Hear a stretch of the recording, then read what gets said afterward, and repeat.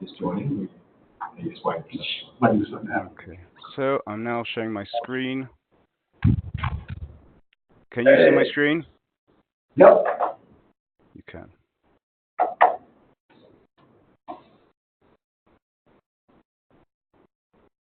Okay. And you can see the presenter's view or your view? Last question. You can see the regular presentation, is that right? Yes, that's right. Okay, great. Okay, so thank you everyone for joining. Some of you are at, I think, pretty early or late hours. I can see some Europeans there, which is pretty impressive. So thanks for the dedication. I'll try to keep it as clear and as worthwhile for you as possible for coming so early to work. And it's also pretty cool to see like the different seasons that we have in different areas. We have some here with sunglasses and I'm with a coat here. So that's pretty cool, the global part of this WebEx. So today I'm going to talk about present the highlights of Rosetta version 6.0, which was released in December. This is the first major release in quite a while, and it's considered major due to several, as you'll see, several pretty heavyweight features, which should each provide a sort of a springboard to a higher level of data safeguarding and management. And several of them really are sort of end-to-end infrastructure changes, which are usually the type of features which we allow ourselves in the major versions. So again, if just you can make sure that you are muted, so I can sort of hear these background noises. Feel free to send through questions throughout. I'll do my best to respond. We have less than an hour. I will try to respond. Otherwise, I will send out responses also later on. So a pretty straightforward agenda. We're going to talk about the 6.0 highlights. That's the main focus of this session. I'll do a demo in between, just sort of to get a brief glimpse of what it looks like in the system for some of them. And then I'll just spend a minute or two to talk a bit about the roadmap, what we're expecting in 6.1 and further. So this is a brief look at what we're going to see today, the highlights we're going to see today. We're going to talk a bit about the infrastructure changes which we did. There were quite a few in this release, including several third-party upgrades, native SSL, SAML changes in SAML authentication, or perhaps enhancements, and access to system logs for the Rosetta users. We'll talk a bit about preservation. We have a major feature coming through from the working groups relating to validating of the DNX beyond the validation of the METs. We'll talk a bit about local risk management, and then we'll move on to data management and delivery, where we'll talk about the file level access rights, another major end-to-end feature, and delivery, where we added mobile support for the IE viewer, which was also defined together with some of the customers. User experience, we'll talk about user preferences, which we've had our first major step into user preferences, and we'll be continuing with it, and free text in the search box. And integrations, we added the possibility to add representation, any type of representation. SRU, we have several enhancements on the file level, and the SRU reflecting the indexing availability. And we added the plugin for Google Cloud Storage. So I'm going to ask if you can just check again if you are not muted. I can still hear these background noises. That's possible. Thanks a lot. Okay, so the upgrade that we started doing is really towards the Java upgrade to that we're expecting in 6.1, the Java 11 upgrade. So Spring was upgraded to version 4.1, and the Quartz was upgraded to 2.3, which was also related to some Quartz job issues which have been resolved through this upgrade. And this is all part of an overall sort of striving to stay up to date with the third parties, and specifically Java. There's end of support for Java 8, and we're going to be moving over to Java 11. This is a major change, which is why it's taking two releases, which is something which we really need to do cautiously, and that's something which is going to be coming through in 6.1. There have been several questions coming through from customers regarding the Oracle new policy, but I won't go into details now, but in general, this isn't something which should worry the customers too much. We will be releasing the OpenJDK with each Rosetta service pack, and we will be sending an official announcement to the listserv in the next few days.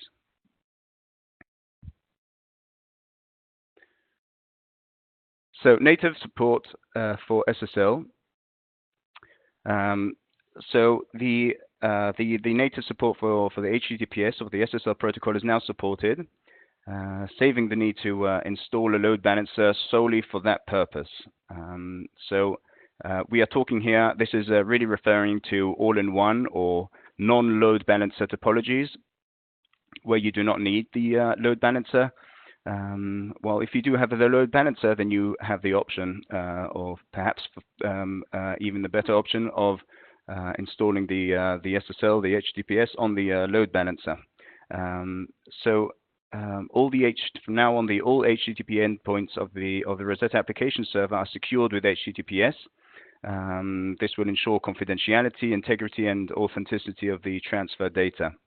So this relates to all access, external access to Rosetta, APIs to the Solar, to the actual application, etc. And this is a feature which also came through from the working groups, and it's been discussed. And we are currently focusing on external access only, and it was recognized as the only real need here for having a secure access. And you can, I'll just skip over just to see the, let me know if you can see my browser now.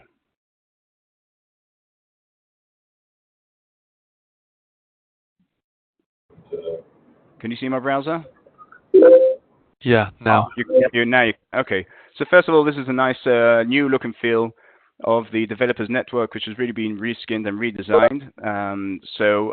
That's a general effort which has been done in Ex Libris, and specifically here you can see there is a blog post here about setting up the native support for SSL communication, which should have all the details required for any of you who would like to remove the load balancer if you do not require it. That is regarding the native SSL support. Move back to the slides.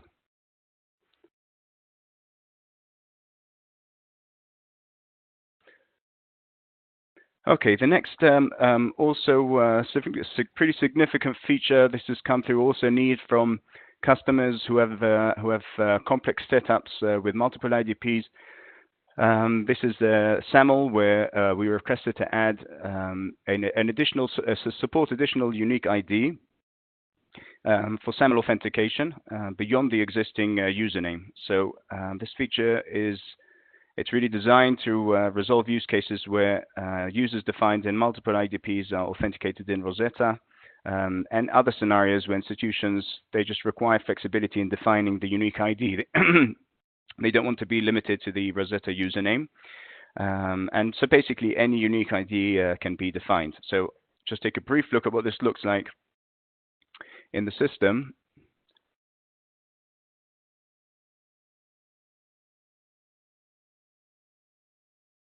So I'm now showing the administration, so let me know if you do not see the administration. So here, if you go into the authentication profiles, so when you add a SAML authentication, you now have the option here of defining, so the default is name ID. So you can basically define any attribute in the response coming from SAML. Define the attribute name, which could be anything, and then that will be used as the unique ID. So you can use anything, email, anything for your convenience and what you find the most appropriate unique ID.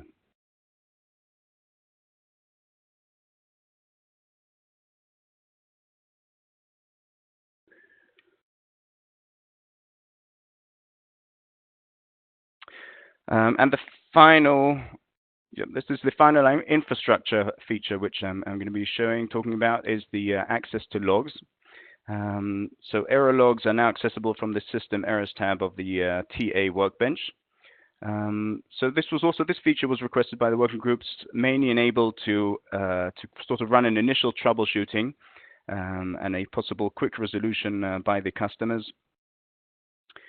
So we really aggregated for each one of the system logs, which again, we need to remember that the system logs are pretty much the unknown logs, which the system, the UI, doesn't recognize as one of the standard errors. But you then have the possibility to go in, and we created logs based on the SIP ID, and you can take a look at take a brief look and see if it's something which you can resolve yourselves. And the logs here aggregate the logs basically from all the different servers into one centralized place. Obviously, if you really want to go into deep dive analysis together with support or try on your own, then you will still probably need to go into directly to the logs of the server. And perhaps I'll just take a brief look at that.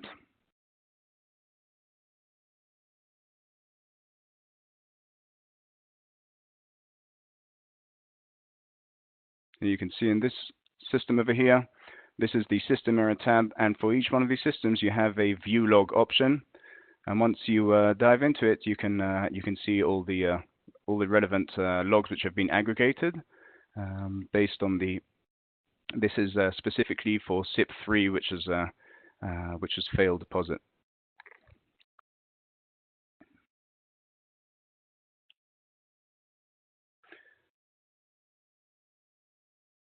Okay, in general, we did a major effort in improving the robustness of the system. This was marked in the previous Rosetta working group session in Los Angeles as really one of the points which we need to strengthen in Rosetta. So we took all the many cases which were sent through by the customers. Many of them have been previously resolved, and new ones mainly relating to data inconsistency between the database and the storage. We ran root cause analyses on many of them. We've added additional sort of safety nets for some of the scenarios and fixes. So we are expecting to see an improvement in the robustness of the system. It's clear this is an ongoing task which we're going to be continue doing in the 6.1, but we have done quite a major step forward in 6.0 in this context. So we'll be happy to hear feedback from your side. We'll be happy to hear mainly positive feedback on this, and because this is really serious for us. This is important for us really to have our hand on our pulse, our finger on our pulse, to see really if we're going the right way here. So we're now going to move on from infrastructure. We'll talk a bit about preservation. The first feature we'll discuss is risk management in the local format library. So a format risk, as most of you know, can be maintained locally. I mean, up to today, you could add a sort of a local risk to the global format library, but then that would be overridden by the installations of the format library. So now you can manage it locally. You can maintain it locally in your local format library by adding a new property or tool-driven risk to the local format library. So this is clearly required for those institutions that they have their local risks, which, for example, aren't relevant for the general community, and they would like to maintain it themselves. So it could be a specific policy which they have, or acceptance, or a certain significant property which is relevant just for them. And as I said, the locally defined risk will be retained during the global format library updates. And we won't have any impact on the existing management of global risks. So just to see what this looks like briefly.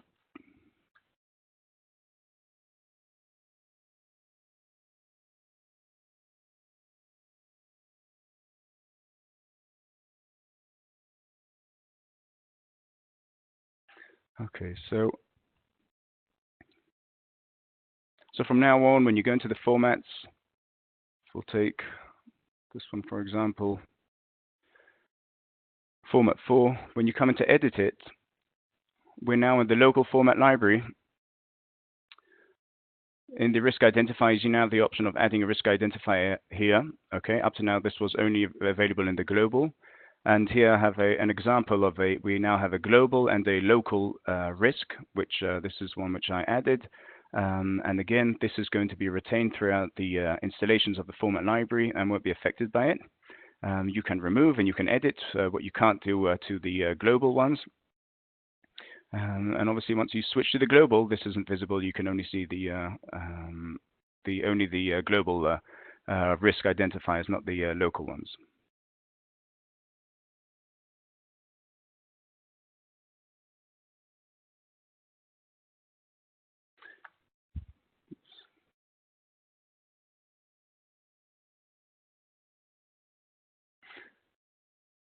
Okay, so the next feature, which is again one of the major features of this release, is validating DNX during ingest. So this, as it says, this feature adds DNX content validation during the METS deposits, in addition to the current METS validation. So we've added the current validate with the Rosetta METS general parameter is now expanded, and this covers the DNX records too. So when it's enabled, an invalid DNX will cause a submission to fail and to deposit in the and will go straight to the deposit TA workbench, as we'll see in a second. And the validation error will be displayed to the technical analyst. So now any IE which will be validated during deposit will then be validated for every AIP commit in the permanent. So we have two types of DNX. We have the DNX SIP and the DNX AIP. As we're assuming that the data is different for each one of them, so it goes through different validations.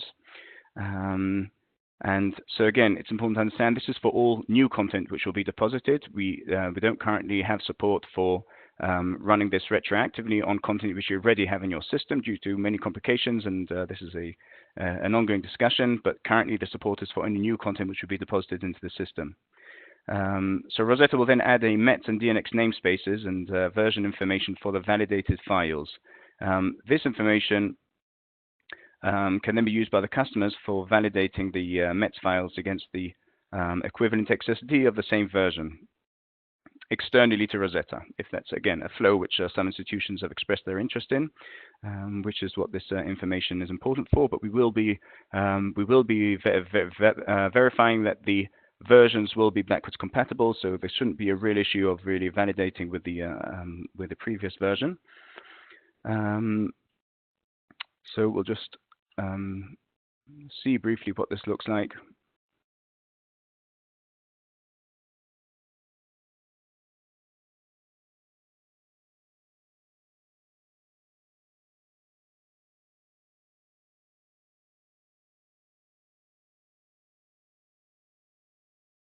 I will first show you the DNX which will be depositing.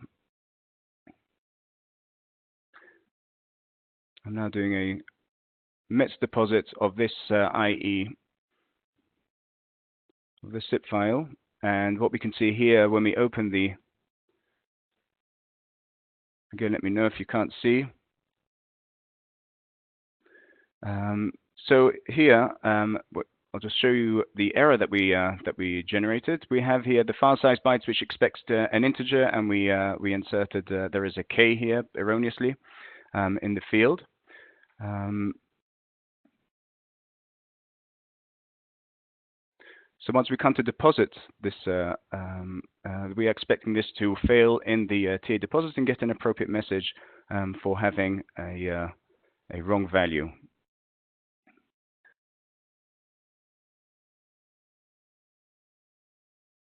So this is the 6.0 demo folder, which includes what I just showed you. Submit the deposit.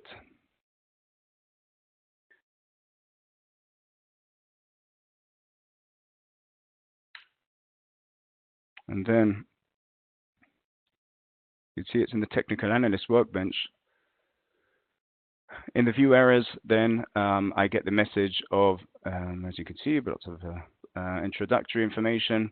Doesn't pass validation by METS Rosetta XSD with the following validation area. Value k is not facet valid with respect to the pattern, which is expecting a null or integer. And for this, we have added the developers network. We have added the METS DNX, which I will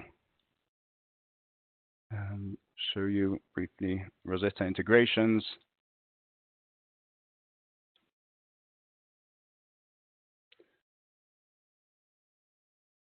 Here you can see here, this is for external validation. If you're interested in it, you can you have the DNX XSD, which is actually contained in the METS Rosetta XSD. But I think as you'll realize, the only versioning here is really for the DNX.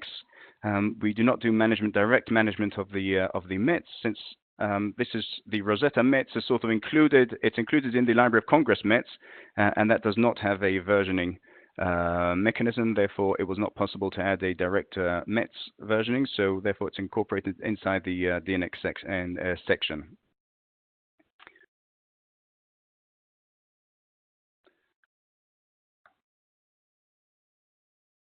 Okay.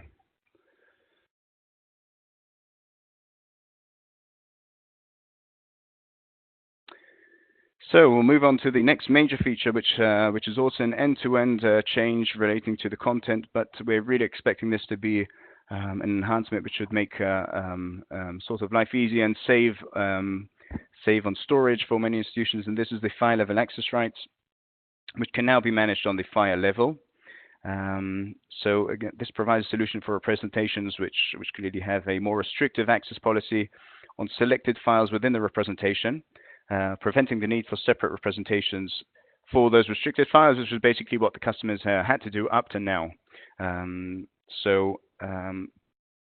customers, in addition to having these restrictions on the files, which is pretty much parallel to the IE and rep access rights, the customers will also, for delivery reasons, they will be able to enable or disable the visibility of the restricted files in the viewer.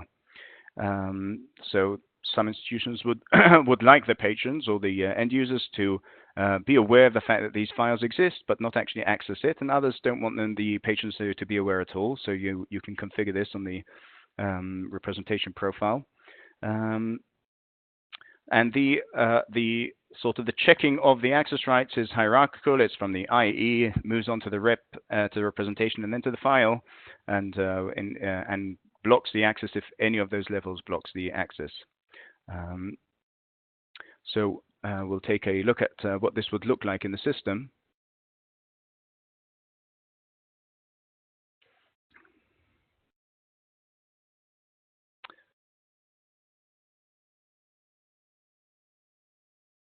So if we'll take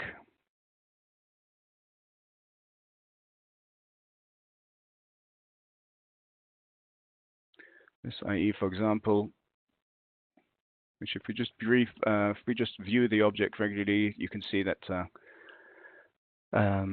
everything is as usual. We can see all the files. And if we take the first file and apply access rights, then we will see the effect on the delivery. It's important to note here that we have any access right which is related to metadata can now be applied to any file level metadata. If you have any moving wall, for example, or any other which you'd like to apply to the DNX on the file level, then that's possible here. So here you can assign an access right. I'll do a simple one of no access at all.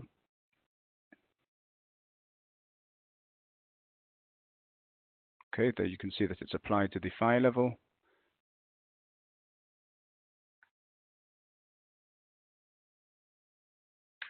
And then when I come to view it, then I cannot access this specific file, while I can access other files. And now we'll just go and change the configuration for the hide and hide for those institutions who are interested in removing that the visibility. So I'm going to skip over to the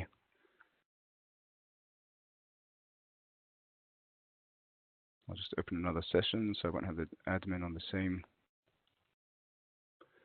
browser.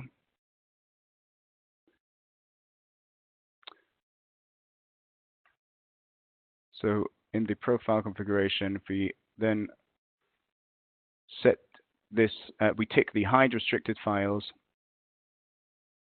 and save it. If we then refresh, we shouldn't see the electric sheep at all. Okay, it was removed. So this really is based now on the struct map, which removes the removes that file from the struct map, from the logical struct map, which was created specifically for this cause.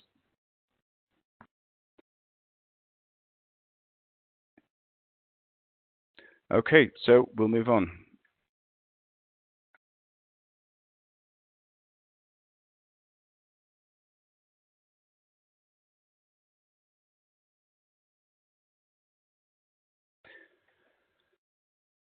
So mobile support for the IE viewer. Relevant for some of you who really have those patrons who would like to view the images on the mobile. This is really something we designed together with the UX team here and with together with the with some of the institutions we started talking about in Los Angeles. And this is really providing, it was obviously possible to view the to view the IE viewer on the mobile up to now, but it was not a responsive mobile design.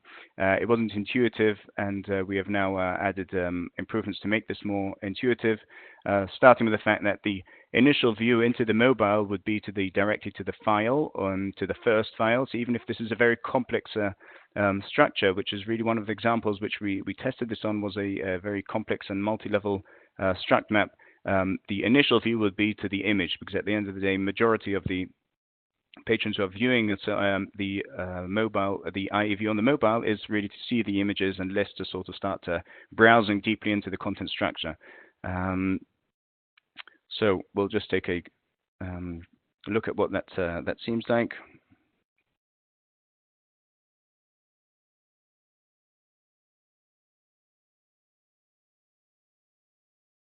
So the administration.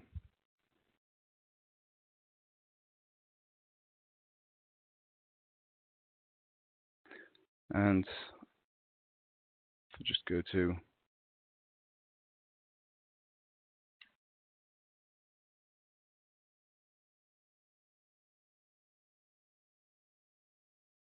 this one, for example, we'll put it on mobile mode. Refresh, don't worry, this is what it's going to look like. And of course, the change is not only relating to the actual viewer, but also to all the complementing pages of access rights, for example, copyrights. They were all adapted to have a more responsive look and feel. So as you can see here, the initial view is into the file itself.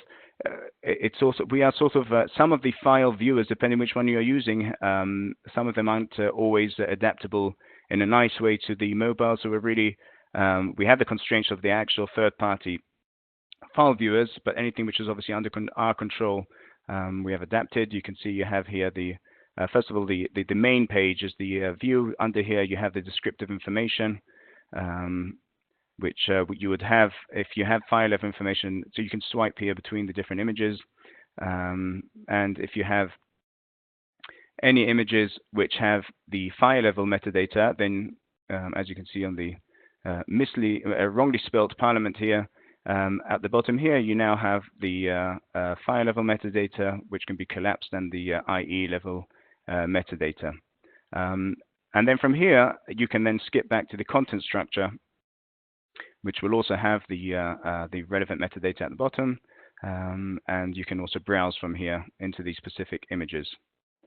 And here too, this is obviously this is ongoing. If you have more comments after you start using it, we'll be happy to hear, and we'll make some further improvements if necessary.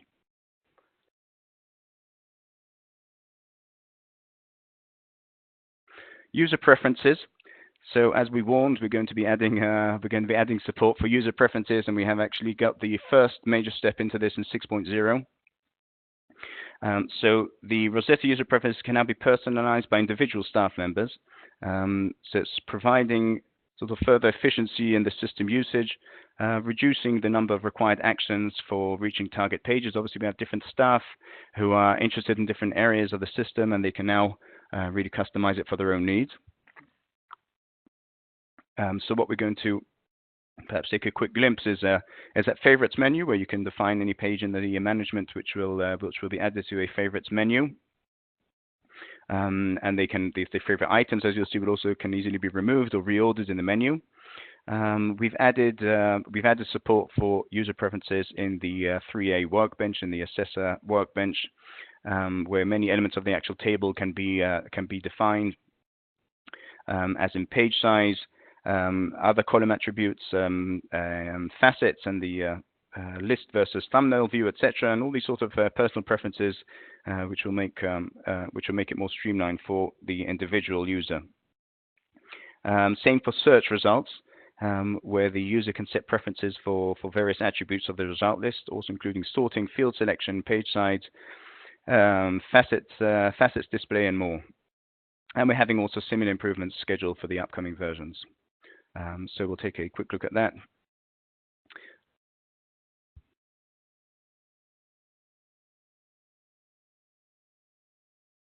So first of all, here on the top left, you can see the favorites menu, which is currently empty.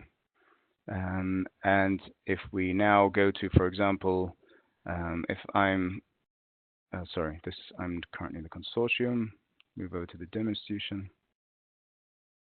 Okay, so here we have favorites, which is again on the individual user. We already have some, and you can see we can drag and drop the different favorite screens, and we can also bin them if we're not interested. And we can then add, for example, the technical issues, which will then be added to the list, and I can add that to the top if it interests me most. That's in the area of the favorites.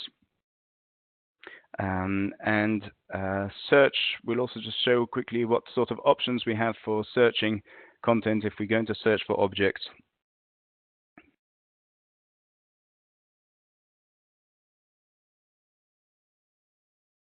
So we're just going from to just the entire list of the eyes in the system. So this is currently randomly ordered, or things actually ascending according, but I want this to be descending by IE creation, and this is my preferred sort order of the list. And in addition, I want to have, since there are so many records in the system, I want to be able to see more in the default than what we can see in the default paging, and I would like that to be consistent. So if I now define the sort by IE creation date descending, I can save the sort preferences, as you can see here, which then means that this is really saved to my own individual preferences. Okay, I apply the sort, and it's now ordered by the IE creation date, and you can order by anything you like. And if, for example, I want to have 50 records displayed to have a more convenient view, if I'll sign out and sign back in and go back to the same view,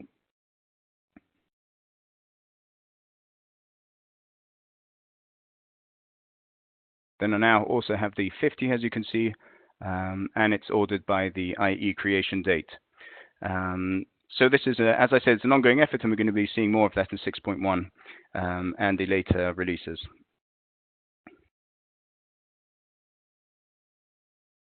So free text, another slightly more minor feature, but really this is also something which came from customers, is the ability to have a free text search in the search drop-down lists, which up to now you were really, in many of the elements, you were restricted to the drop-down list, but sometimes the drop-down list doesn't provide, for example, a producer, which was removed. So for example, if we'll see here, if we search for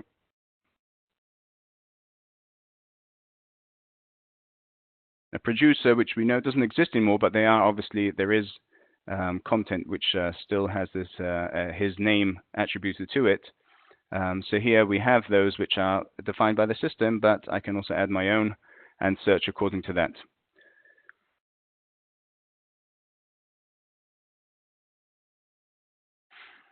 Okay, so integrations. We have 20 minutes left. We'll talk about integrations now. And here we have the possibility. Up to now, we had the possibility of adding only a derivative, an API for adding derivative copies. We now have the possibility to add any type of representation to an IE in the permanent storage. This is really the need from the customers to run this in an automated way to run any type of representation. I'll just show you the description in the developers network, where you just need to define the representation type and all the other relevant parameters. This is also part of the general improvements that we are doing in AIP update. We have the working groups who are working on the next major step of the AIP update, and that will really be coming forward mainly in 6.2. We'll just see what this looks like in the developers network. Here you have the add representation, which is also described in detail in the Java doc. Again, also in the newly designed developers network.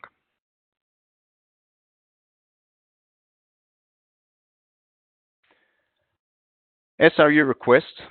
So we have two enhancements that we said on the SRU area. The first is the SRU request on the file level.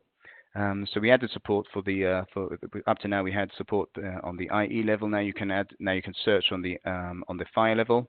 So this feature it enables integrating with external systems which require searching for specific file PIDs and directly accessing the file. We'll just briefly show an example.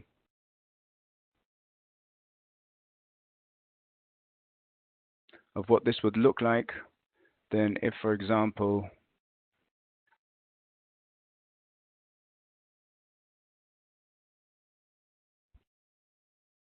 we would look for a file where the label is door. Okay, we now get the result of the files. As you can see here, but it's similarly to the SRU IE, which we had up to now. We now have the delivery XSL files now includes also the SRU file XSL beyond the SRU IE, so you can define exactly which attributes will be exposed in on a file level SRU request. You can define, for example, to have IE level data in addition to just the file level data. So this is obviously parallel. If you had run the same query on the UI, you would get exactly the same results. So it reflects obviously the same database, and you would get the same as you would get there here. But this obviously allows the external applications to run the same.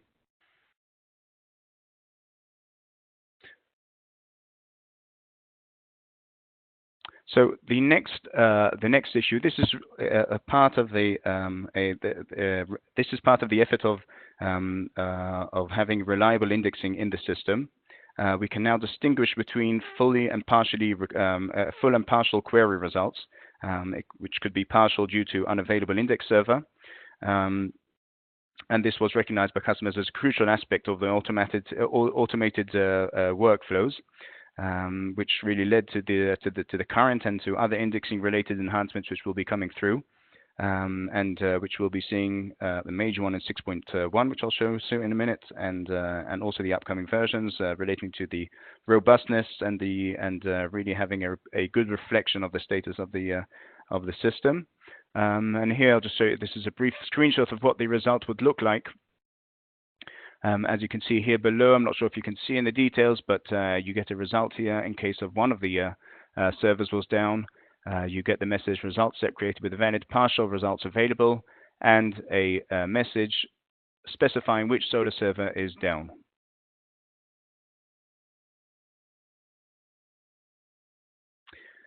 And finally, this is the last highlight which I'll mention. The permanent storage plugin for Google.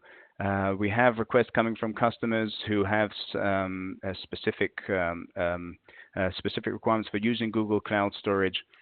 So we added the out-of-box permanent storage handler. So we added the Google to the permanent storage handler plugins, and it was now expanded beyond the existing Amazon, NetApp, and NFS storage handlers.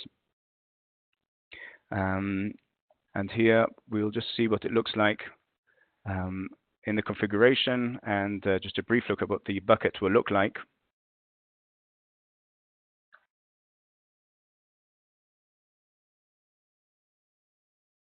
Just open the administration. So this is really similar to, sorry, just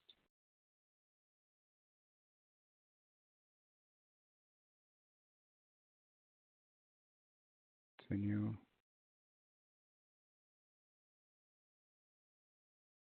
Okay. So you have here the storage rules for the operational repository.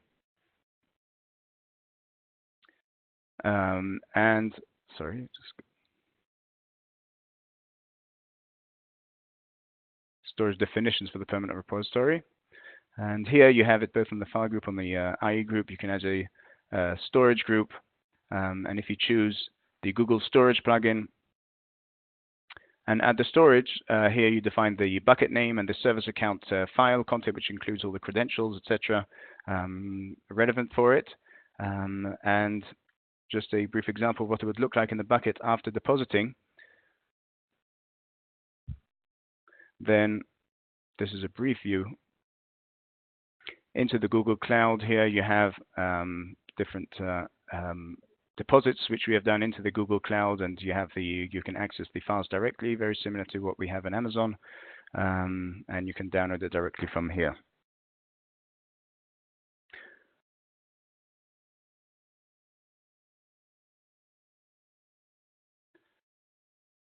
Okay, so a brief overview of the roadmap, which we are expecting to see in 6.1 and further. So 6.1 is going to be coming through mid-2019 in June, and this will be published on the Knowledge Center. So it's going to be a very significant effort is going to be done in the infrastructure, and perhaps the main focus is going to be on infrastructure, because we are really doing here some, I won't call it risky, but it really is something which requires a lot of end-to-end testing and making sure that this doesn't affect any institutions will only benefit from this change, and we're having tests on many types of servers here for both for performance, etc., and validating it also with the general policies of Ex Libris. So we're going to be upgrading to Solar Cloud, which is part of, which is really following also a request from the customers for having the indexing redundancy, which is available in Solar Cloud, which is going to provide much more reliability for the indexing in your system. Upgrade to Java 11, which is a major change, and also again related to the very short life cycle which the latest Java releases have been having. We're going to see an upgrade to the Universal Viewer, and continue the robustness improvements which has been raised by the customers, and we're going to be continue looking into this and improving, doing further root cause analyses in 6.1. In the delivery, there's going to be also many delivery enhancements, some of them coming from the customers. There's been a major focus on having further configurations in the IE viewer. So we're going to first of all have a single file download option for any type of file, which will be in addition to the download all, which we currently have. We're going to be adding an out-of-box AV viewer, as there's been a change for the licensing of the JW player. The universal viewer, you're going to have the option of downloading the high resolution, not the low resolution image, which is on the image server, but you'll actually be able to retrieve to configure to retrieve the high resolution image. We are going to also introduce the iViewer enforced download in case you do not want the user to render the content automatically, but he will only have the option of downloading. This could be a heavy file, for example, which you don't want it to be rendered automatically when highlighting, only upon request. Download all. There's been a request to change the structure of the download all to reflect the struct that which is currently being delivered to the user. so that it will reflect really some sort of structure which was generated by the customer.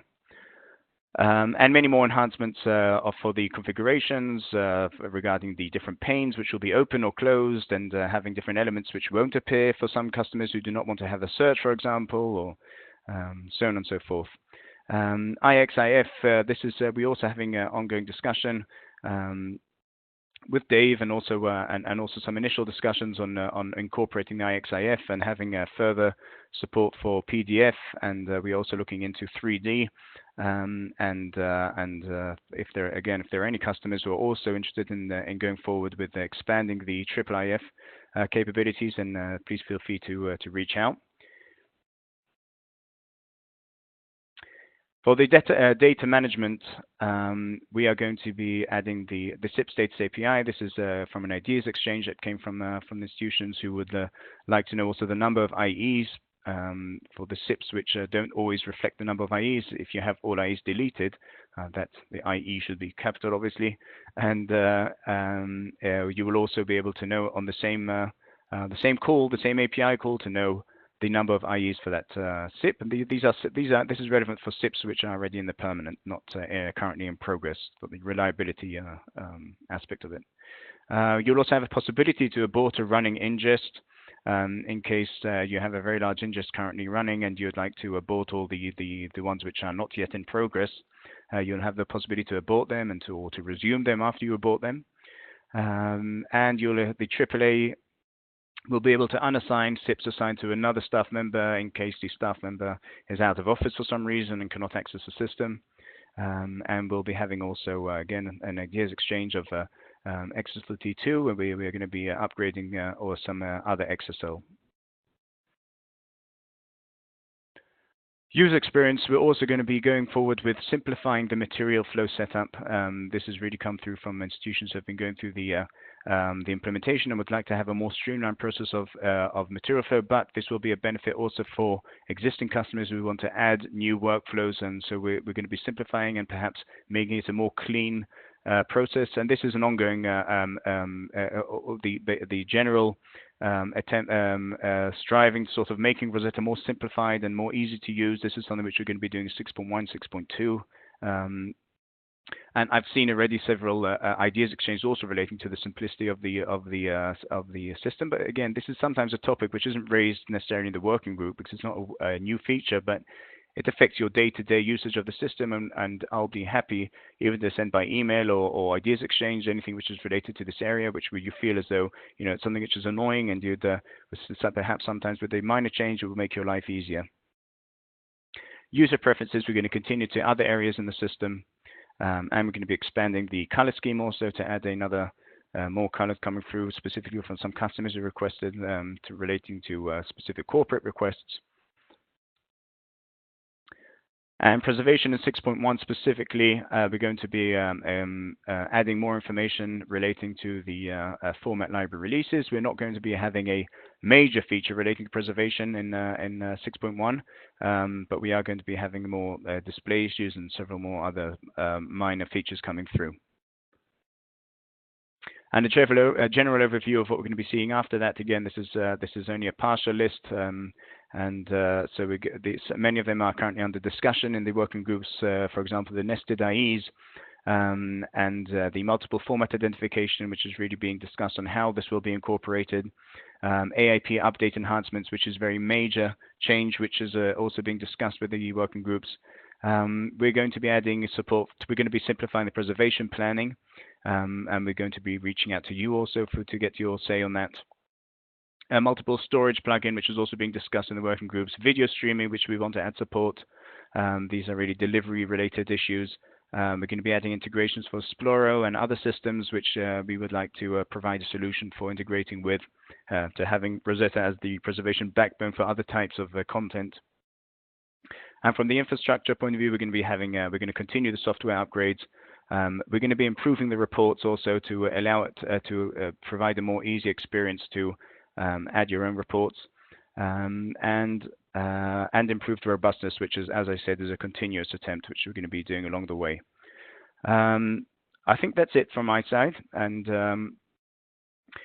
Just to reach out for any of you who are not aware or not planning, but we have the Rosetta Product Working Group in June in RMIT, and it will first of all be my first time there, and perhaps for some of you too. So that will be that should be very exciting, and we really encourage everyone to come and have an intensive 3-day discussions on where the product is going to be going, and an opportunity for you to have impact on the product, perhaps the most effective way to have your impact on the product and to know where you want to be, and that's it.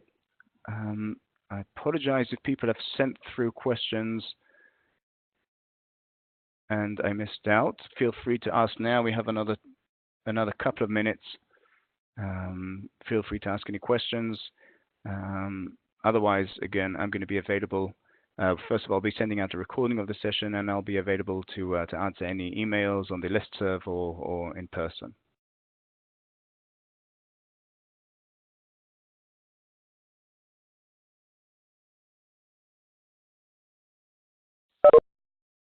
Okay, so thank you very much, everyone, for joining. Have a great day or great night, and we'll be in touch. Bye, everyone. Thanks, Daniel. Pleasure. Hey, Daniel.